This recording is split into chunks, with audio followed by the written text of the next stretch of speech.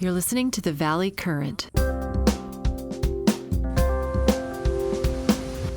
Welcome in, Steve, to the Valley Current. I appreciate you juggling your schedule, not once, not twice, but 3 times because of different things that happened to me today. Among other things, my phone crashed.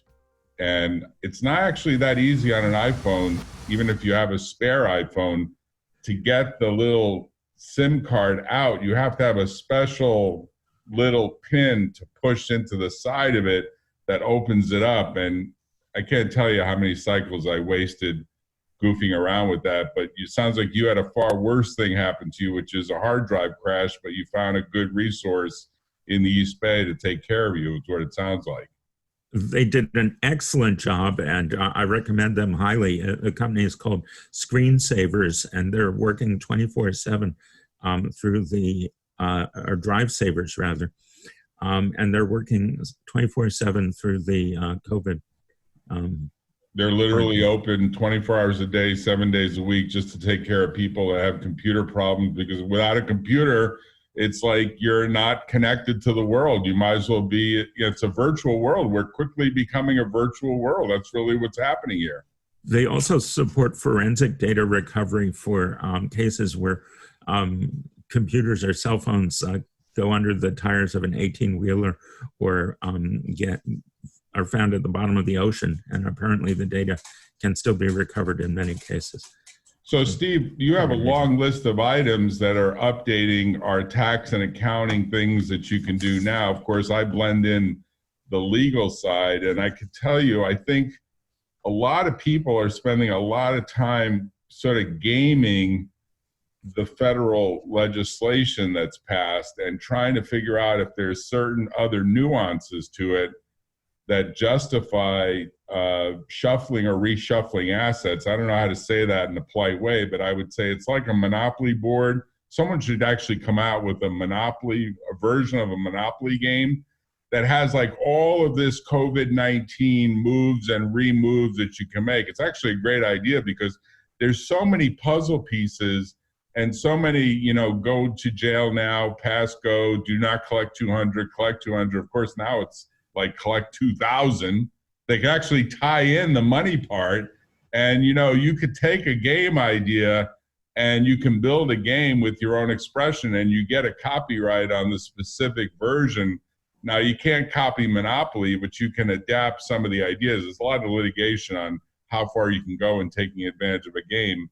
I think even a set of playing cards that have all sorts of COVID ideas, 52 different COVID ideas on it, including like wear a mask, don't wear a mask. You can't go into certain places. Another thing that happened to me this week was my front license plate fell off the car and I've lost it. And of course, a cop saw that the front license plate was off the car when I parked it, so decided to give me a ticket. I mean, that's a fix-it ticket, but still getting a ticket, if you don't pay for it in time, it's $156. But I think you can get it fixed. But I went to the AAA to try to get it fixed. The whole series of things you have to do. I won't bore you with that, but tell us what's on your agenda. That's what's been happening to me this week. I did a lot of talking last week. This week, I'd like to hear from you about what we can do, what I and other business people here can do to safely and wisely reopen or grow. Well, I'll tell you, the reopening issue is really a very divisive issue, and I guess you have to use at least a dozen different points of care. I'll try to go over the dozen. We do this spontaneously. People like it that way. We don't script anything, so we didn't even talk ahead of time about this. But I'm going to reel off a dozen things that I have learned in the process of trying to figure out this reopening issue. And I would say that this list is evolving, and this is not necessarily in the most to the least important. In fact, it may turn out to be the least important to most important. But in general, number one is you've got to get buy-in from your people that they actually do feel comfortable reopening, because I don't think you can force a knowledge worker, and we all have become knowledge workers here in Silicon Valley. I don't think you can force them to do anything. I think if you try to force a knowledge worker to do anything, you're pretty much setting the stage for he or she to quit or to start looking or to start wondering whether they're in the right place. I think we live in a society where knowledge workers, and maybe even people who aren't knowledge workers, fundamentally want to run their own schedule. They understand the importance of office hours, but they also now in a COVID environment think of office hours as I'm available online, I'm available by cell phone, I'm available by Slack or by Teams or by text messaging or by Skype or any combination of virtual ways. They don't think of it as I've got to be in a physical location at a physical time in front of a physical desk in a physical chair with a physical monitor. In fact, most people in our office use their laptop or actually these days a notebook and maybe an iPad. So first point is you got to get buy-in. And if you don't get buy-in, you're probably all the rest of the 11 that I'm going to list are probably going to be like, so what? You don't have the people. You have an office. It's beautiful. It's clean. It's ready. But you don't have anyone there, or the people you have there are fundamentally against you. So that's the first point. So the second point is, I think that once you have buy-in on the concept of coming back this year versus maybe just going virtual through the end of the year, and there are some companies like Twitter that are going totally virtual, you got to pick what I would call a flexible target date. And by flexible target date, I mean the buy-in generally will get stronger with people feeling like they have more time to readjust. So for people that have employees who are also moms and dads and have kids at home, those people probably do not want to go back to an office until the homeschooling is done and perhaps until the whole rest of the summer is done, because they don't want to have to pay for babysitting and they don't have aftercare, because the aftercare places like Mathnasium and all of these judo places and kids camps, they're all closed down or they're all on a different schedule that may not jive. So I get feedback from clients saying, look, we're getting pushback from people saying, I have no one to care for my kids and I've been homeschooling my kids and I haven't gotten through all the math and I haven't gotten through all the science. And parents who are keeping full-time work are now, with small kids in particular, having to do double, triple duty, because my kids are all grown up. And I don't know what your kids are like, but my kids are all grown up. They're all out of the house. They have their own kids now. They've got their own problems. They're like, can you take some of my kids off of my hands, please? And I'm like, wait a minute, I got work to do. I don't have any summer jobs open. Our office is closed. Jack, my staff and myself are facing that issue.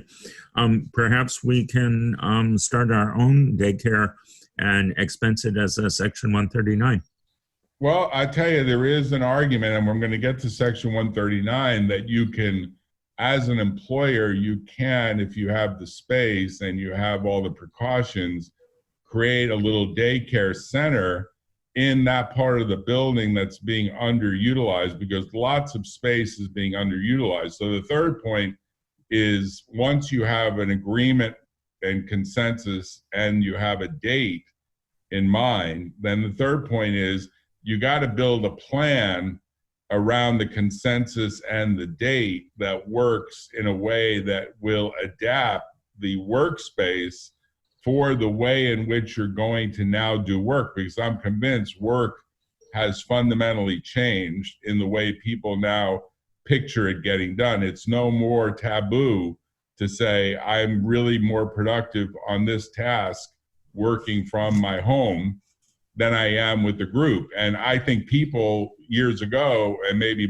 even just months ago, would be resentful towards that answer. And now it's like, yeah, okay, we get it. So you got to start looking at how to use the extra space, because I think there is a lot of extra space. And it does mean that a little daycare center with some, licensed or proficient teacher or teachers, plural, is not a bad idea. So that's the third thing. and then we're going to get to some of the really practical things like 4, 5, and 6 are you've got to get the space specially cleaned on the inside. That's 4.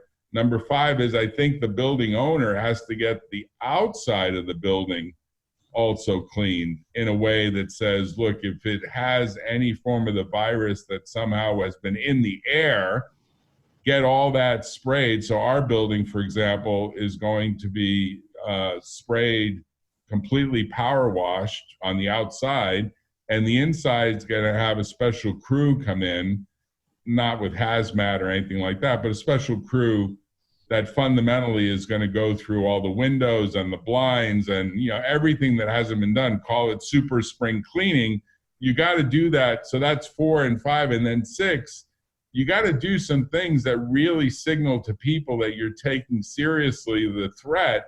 So, for example, we're replacing the locks on the front and back door with an automated keyless entry where your smartphone will be able to just have the code as you walk in. The door will essentially be, I'm not going to say self-opening, but that would be ideal. We're investigating the cost of a self-opening door where it's a touchless entry. Like literally you don't have to touch the handle. You just could push on the door with kind of like your arm. The door will be open and unlockable automatically. Now people like that because they don't want to put a key. Their view is putting a key into the door and turning it represents a contact point. Now that sounds goofy and extreme, but I have to tell you, I don't know where the line is going to be drawn on this notion of due care. What's reasonable due care when people are saying on TV every night, it's foreseeable that someone could, and fill in the blank, have it on their key, have it on their hand, have it on their body, and they're touching touch points, even to the point where the footnote I'll drop is, today I got a new credit card in the mail. Of course, you have to open the mail. I open the mail, the credit card's there. When I went to get the credit card authorized, the message that came back is, your credit card now has baked in a automated way to just put the credit card near the reader and not have to hand it to the person who usually swipes it for you. It's a swipe-free credit card. And the message they're sending to people is, we don't expect you to use a credit card reader in the traditional way anymore. So Apple Pay this is probably one of the biggest boosts to Apple Pay, because people are going to put their credit cards into their smartphones, whether it's Apple Pay or Samsung Pay or Google Pay, or what Facebook will probably have a form of pay, where you essentially put the device near the reader, and the reader automatically, without touching, will be able to get the signal. So there's no chance of a virus transmission at a point of sale. And that's really where all of this is headed, to this view that your gesturing can make things happen in both the virtual world, the way I'm gesturing to you and nothing is moving, but eventually I'm going to gesture to you and you're going to kind of feel some movement that, hey, Jack is making signs with his hands, Jack is doing something, but things are going to happen. That area that's called haptics, HAPTICS, have gotten a huge boost. So that's the first half dozen. Then we get into the nitty gritty of the next half dozen, which is once the building is ready and the people are ready. So the first 3 were about the people. The next 3 were about the building or the office space. The next 3 are, how are you rearranging your facility in terms of office? I think the day is over where multiple people are at the same table. I think we're going back to private offices. Now, we were always private offices, then we had conference rooms, but I think conference rooms, like big conference rooms, I'm in a big conference room now, we have the ability with space to have 12 people. I think that's over. I think this conference room will be maybe 6. And they'll say, wheel 6 chairs out of here because we're not sticking within 3 feet of each other. We're not even going to be within 6 feet. We're going to be 9 feet away from each other. And maybe even with masks on 9 feet away from each other, which is very abnormal it's very hard for me to talk to you with a mask on. I think it'd be very hard for you to talk with a mask on. But, we're doing that, and people are doing that to get work done. So I imagine for the foreseeable future, people will be showing up in rooms with masks on and with a lot of space.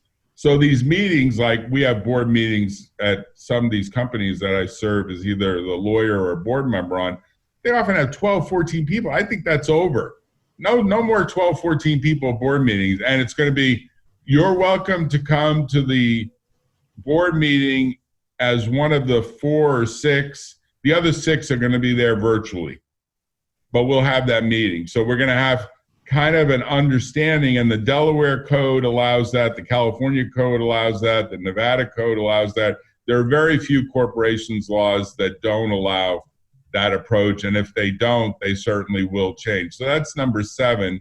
Number 8 is that we're going to see all kinds of, as you enter, and if you don't have a mask, masks are available at the front desk. We've already ordered 100 of them. We actually have them at the front desk already.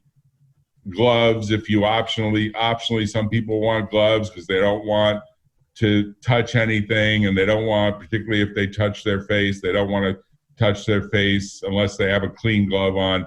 It's almost become like a surgical suite. If you think about it, it's turned the office into the way medical surgeons have always operated, which is they've always scrubbed up, they've always had masks, they've always had gloves. I think that's a really crazy thing, but I think between now and a vaccine, which probably won't really happen until 2022, we're going to see that kind of approach. So that's number 8. Just real quick, and so these masks at the front desk, do they have the firm logo?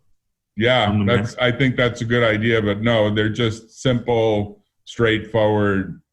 For my money, I criticize Biden in a email that I sent around to people. I think that going with the really simple surgical mask that looks like this. I don't know why Biden wore that stupid black mask. He looked like a bandit. I think this kind of mask, which is, you can see, it changes the way you talk, it changes your tone of voice, it changes your look. Of course, if you breathe through your mouth, it looks kind of goofy. If you breathe through your nose, it looks goofy. But these simple masks in high volume, probably you get 100 of these for maybe $25. They're not very expensive. They're throwaway. There are people that are upset about throwaway. They think they should be washable. For my money, the throwaway kind of works. But generally speaking, I think this idea of these black masks, that people actually have some black ones just to show you. I'll wheel over and show you what we bought. And no, we didn't spend the extra money getting the logo, but these are washable black versions. I should probably have gloves on because I'm touching a bunch of them, but don't report me to the Gestapo. But here's the look of a black mask, which this is a washable black mask. Some people prefer these. This is a simple cotton washable black mask. These are actually to some degree cheaper because they're all one unit. They're all basically, for the size, it's automated around your ear. And then you go.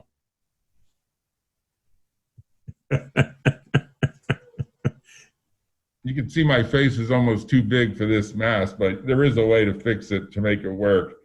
And then you can kind of do it. Of course, I think black is a mistake personally. I think black really is kind of like you're at a funeral. Biden went, of course, on Memorial Day to a proceeding or a ceremony with the black on. His wife had black on. Trump took advantage of him in a tweet. I thought it was a pretty stupid move on his part to use black, but I think Trump can be pretty stupid too in not wearing a mask when Fauci and others are there. But so far he hasn't gotten infected, and best I've heard, Melania has not been infected. Melania could be infected by a lot of things. I mean, fundamentally, I wouldn't be, if I were Melania, I would be worried about where Donald goes and who he interacts with. But that's a footnote to the story. We'll leave that out. So I think we're up to number 10, and hopefully we'll keep track of these, and I'll actually get all 12 out because I was thinking there were at least 12. But number 10 is the bathrooms of your facility really need much more maintenance, because there is risk of people potentially leaving some bodily fluids around that theoretically people could get upset about. So you have to almost have a higher maintenance crew. And I could tell you how extreme this gets. I'm not a big believer in this extreme version, but as you know, I'm a big swimmer. I typically swim at night. No one's there. My club, they love it because basically you don't have to worry about it. But now, when I go there at night, they just reopened. Their view is they have to have someone there, because when I get out of the pool, they're spraying all the handrails and they're sweeping with disinfectant the floor, because I'm without shoes on. You don't wear shoes in a pool. I don't wear anything in the pool other than my Speedo. And they're like treating it like, yeah, it's fine, you're fine. But they're worried that there could be some risk of spread. So they've got this whole big system. And I'm looking at like they've raised the operating costs of operating that facility by at least 20, 30%. Easy. So now, if you're a building owner, which we are, and a building tenant, which we are, because we're both the owner and the tenant on the first floor, and we have a tenant on the other floor, do you have to have people wiping down handrails, wiping down faucets, wiping down after every other person goes? Or do you put a sign up saying, look, we're going to be civil about this, but you got to wipe everything down when you're done on the way in and on the way out. And we've left you all the little wipes to do it, all the Clorox type wipes to do it. We've actually installed, and you may think this is funny, I think it's a good thing, we've installed bidets on all the toilets, on the view that the bidets create an additional degree of cleanliness and recycling around less use of toilet paper. It was not so much to save the money on the toilet paper, but just to have people feel like, well, this is a improvement symbolically, right? It sounds great, Jack, but I've never used one. Next time I visit your firm, somebody will have to teach me how. Well, I tell you, in Japan, there's a whole ritual around what might be called the whole bidet function, because we've got simple bidets installed right in the toilet, right with the toilet seat.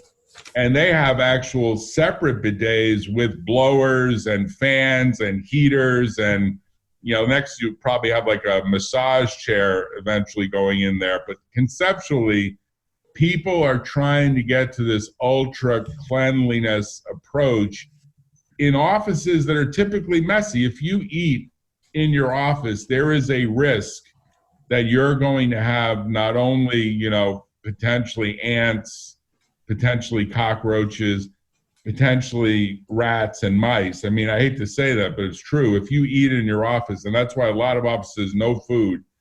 Airplanes have this all the time. The reason airplanes often go out of service is they have vermin, and they can't let that plane go off because the rats can eat the wiring and screw up the plane. I mean, literally, I once, years ago, dated a stewardess who told me, I can't tell you the stories of what I've seen as a result of Coca-Cola falling off of a tray and spilling all over the floor, and they get really nervous about that. So I think that's number 11. Probably whether people can eat in their offices are going to change. Whether they could cook food is going to probably change. Whether they can even have coffee, which is really unheard of. Most people expect to have a cup of coffee. Although I don't think that vermin and rats and mice go after the coffee. They go after the sugar that people put in the coffee. That's what they really go after. So number 12 is, I think we're going to have this hypersensitive vigilante-style view of how people interact in an office. And for some people, it's going to be great. And for other people, it's going to be like, I don't want to come to the office anymore. I come to the office and people are upset that I'm having sugar in my coffee. F you. I come to the office to relax. I come to the office to get out of the house and to get away from my spouse, some people would say. I've had a couple of people tell me that. Hey, I want to come to the office. Why? Because I'm trying to get away from home. So I don't have to hire you as a divorce attorney. No, they say, I really just don't want to spend as many hours at home because, what's that word? What's that phrase? I didn't marry you to have lunch with you every day. Or there's another one. Familiarity breeds contempt. If there's just too much familiarity, I think there's some truth to that. And I predicted a while ago that the divorce filings, whenever this thing ends, and that, let's go back to recycle to where we were at the beginning. The consensus right now that I'm hearing is that Disneyland got it right, and that July 11th, they're reopening Disneyland, and July 11th, not 9/11, but 7/11, those are actually very lucky numbers, 7/11, right? July 11 should be the Magic Kingdom date where everyone reopens their Magic offices. I think there is competition for a 9/11 date and a ceremony around 9/11, which if the president had half a brain, sorry, Donnie, I just think you're not thinking how symbolically you could turn 9/11 into, we're all going to commit to cut back by 9/11 or earlier, and we're all going to say a prayer for those who died in that 9/11 catastrophe. Of course, we've had 30 times, or maybe even 40, soon 40 times as many deaths from this pandemic just in the US. 3,000 plus people died in New York from the 9/11 catastrophe, either on 9/11 or soon thereafter. It looks like from this pandemic, it's going to be closer to 120,000. That's 4 times as many people, 4 times. And we had a mild depression after that 9/11 attack. And that's just so far. And then just this morning, Trump says he's pulling out of the International Health Organization, the WHO. He says that he claims to have the authority to completely stop U.S. membership and financial support for WHO. Well, he's been saying that for a while. He's upset with the Chinese. He's making an issue out of the degree of upsetness that he has. Leaving this insoluble big problem to future Fridays, let me ask a couple of things. First of all, here in California, we recently had Newsom decide that the burden of proof for who's responsible. So the governor of California has decided that if somebody does catch the virus, the burden of proof is now on the employer. So as an employer, should I be having mandatory temperature tests for my employees and customers before they come into my facility? Well, if you do that, you run the risk of a HIPAA violation because everyone is entitled to their own medical information, and taking somebody's temperature without their consent, in particular, I think you'd have to get consent. It would have to be voluntary, truly voluntary. You can't put a sign up, no entry without temperature, unless a regulation is passed or unless a county imposes a strict order. I do think you have to be sensitive to you're entering an area that doctors get worried about. And they're running clinics that people come to for medical help. Someone coming to an office being told, you got to give me essentially a sample of your bodily temperature without consent, I think that's dangerous. And I would say, A, you have to get consent. And then B, what are you going to do if the data is somebody's got 99.5? The standard temperature these days is somewhere between 97 and 99. I think if it's above 99.9, people start saying worry. I don't really get worried unless someone's running a temperature that's closer to 100 and something. But the actual data that I've seen suggests that human beings in the 21st century are running cooler, and that the average is closer. It used to be 98.6 now, or 98.7. Now I'm told it's closer to 97 0.5 for most human beings.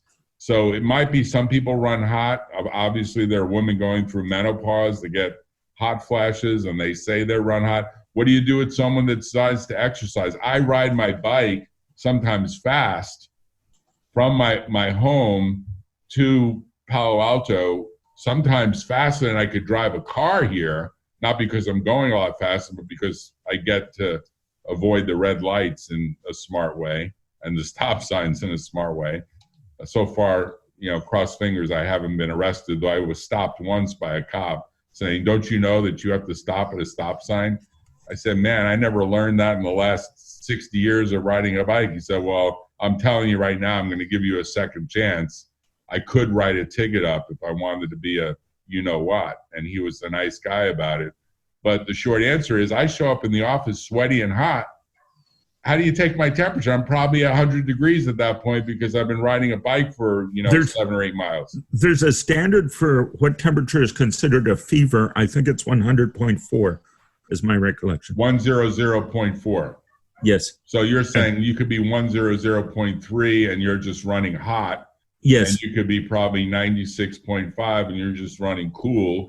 And obviously, if you were outside in, say, Michigan in the winter in 36-degree Fahrenheit weather, you'll probably get your body temperature down to maybe as low as 90 or maybe even the 80s potentially. I know the pool that I'm swimming in feels cool, but I'm told it's about 80 degrees, 80, which to me sounds like a warm pool, but the warm pool, the pool they heat up, they actually heat to 80, 88, which of course is less than body temperature, but to me that's pretty warm water. I think of cold water as maybe like a river at 50 degrees or a lake at maybe 55 or 60 degrees. That's cold. I mean, that feels cold.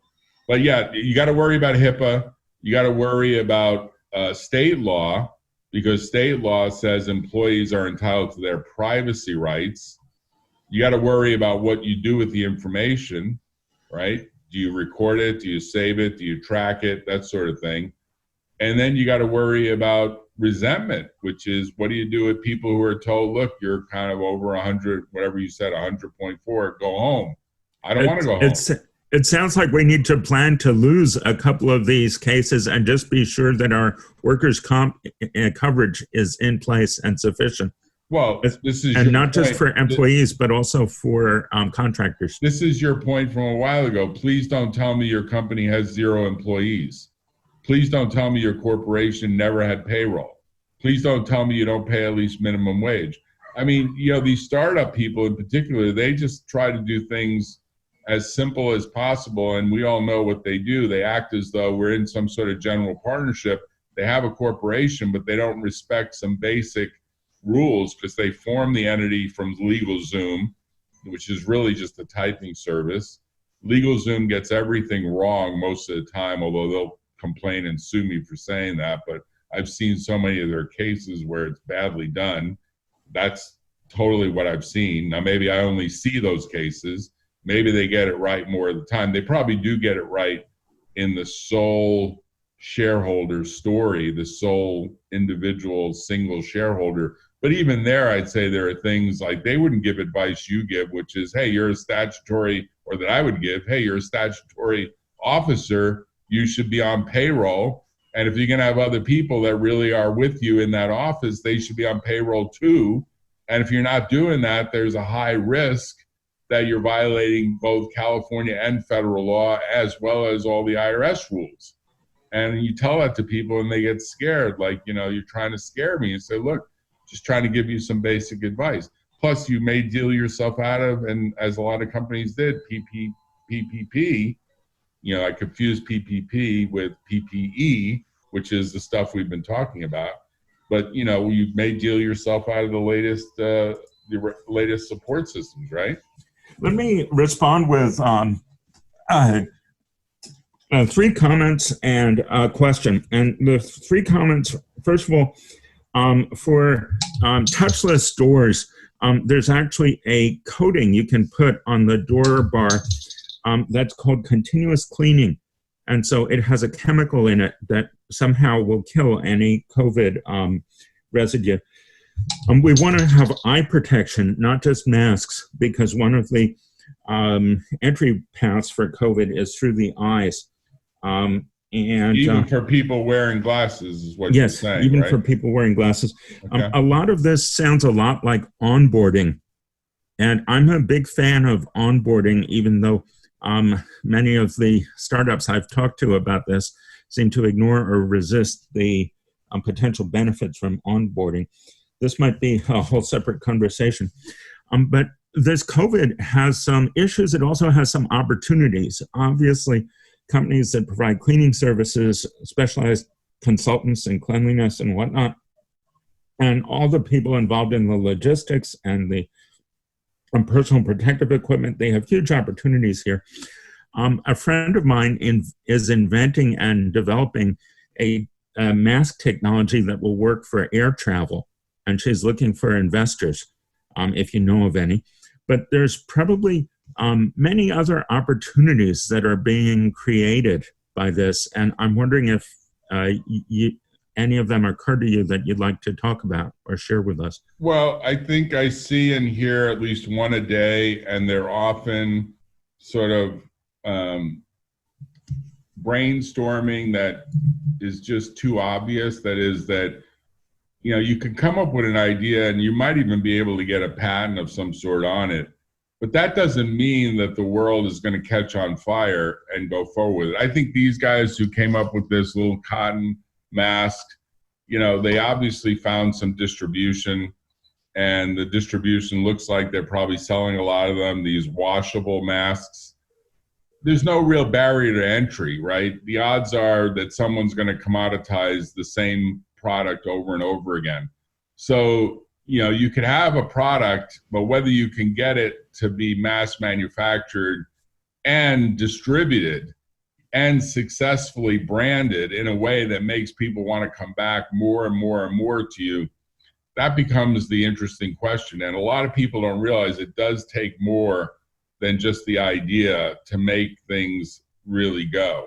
And that's where you get into, you know, is it worth your time and worth, you know, investor time to get behind someone that seems to have an interesting idea, but is that idea going to actually become something real?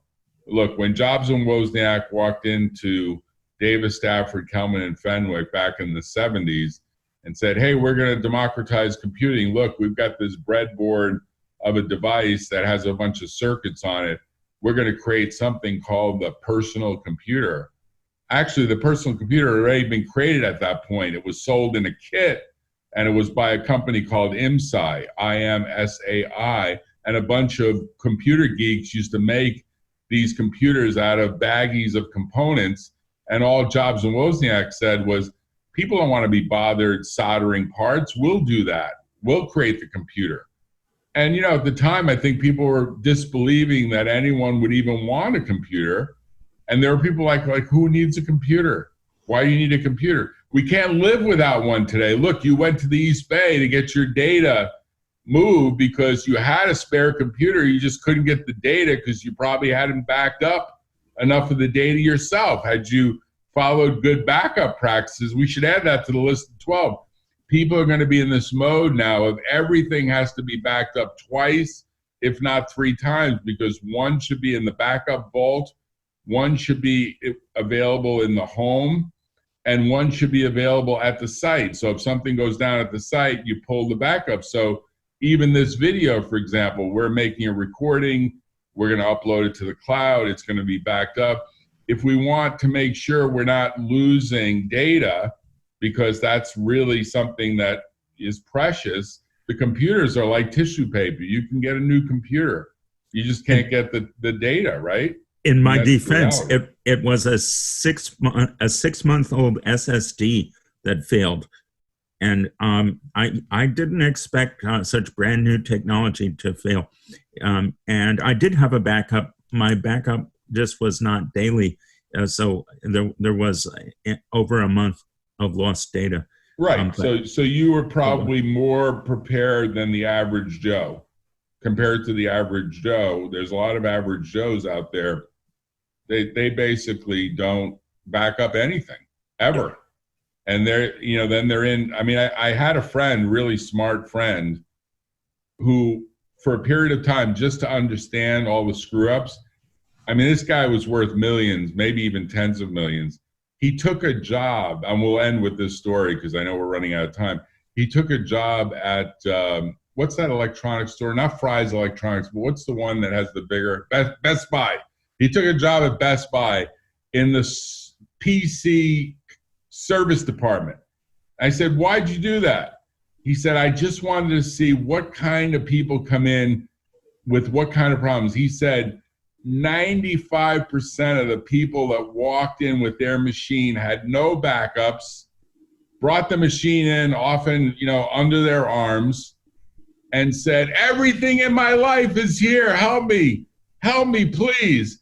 And the people said things like, why isn't there just a USB drive that you plug into the computer and it automatically just backs up everything? No fuss, no muss. That's called a USB thumb drive. You know, he invented that.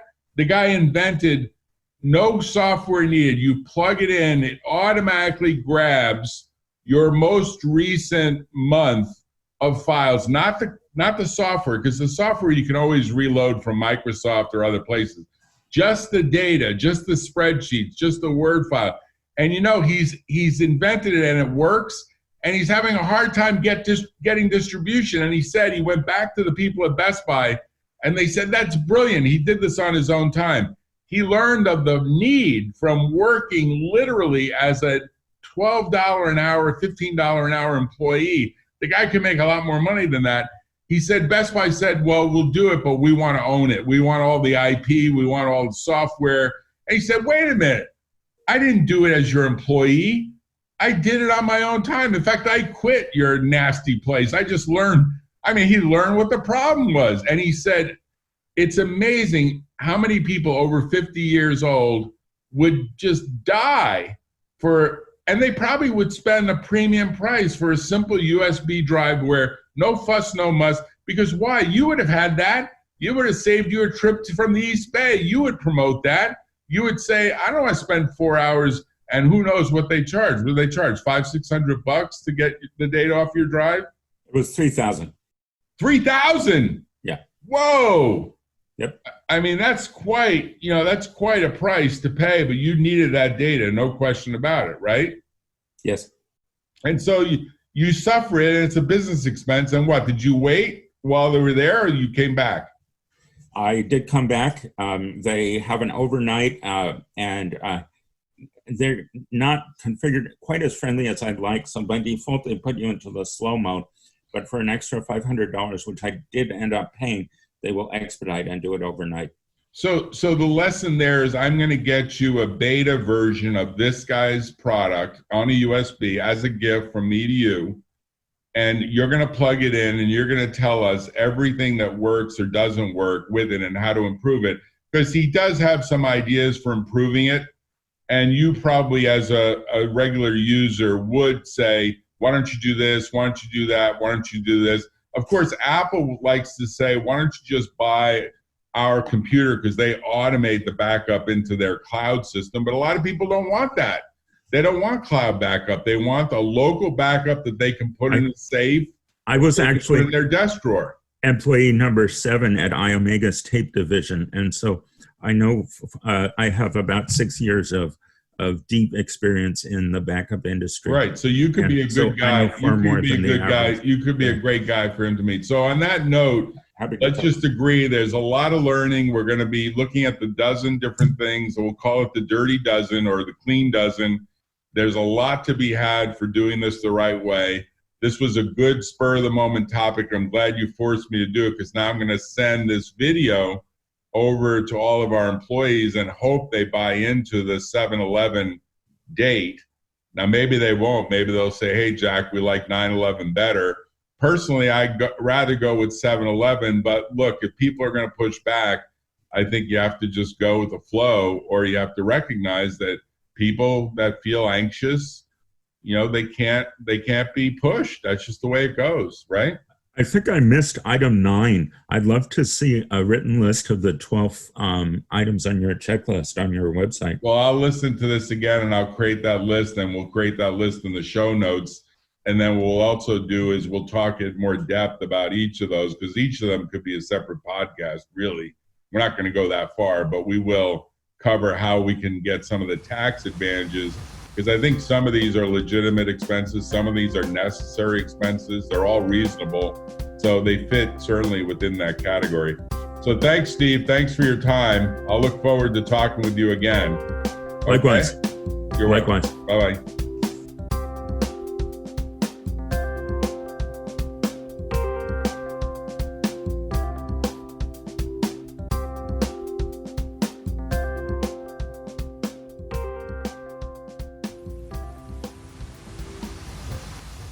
Tune in next time on the Valley Current.